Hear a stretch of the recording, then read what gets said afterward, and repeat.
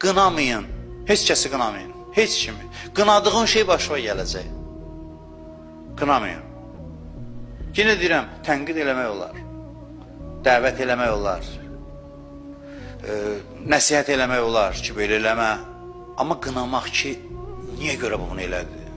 Bunu da eləmək olar və belə şey deməyin. Qınamayın insanları. Bunu nə üçün dedim? İslam bizə deyir, hansı insan tipi olursansa ol, səbrin üzərində dayan, sən tipini dəyişə biləcəksən. Səbrin üzərində möhkəm dayan. Bu ciddi tövsiyədir. Dünyada elə bir yerdə yaşayırıq ki, hər şey bizim səbrimizi almağa çalışır. Səbrimizin düşmənləri çoxdur bu dünyada.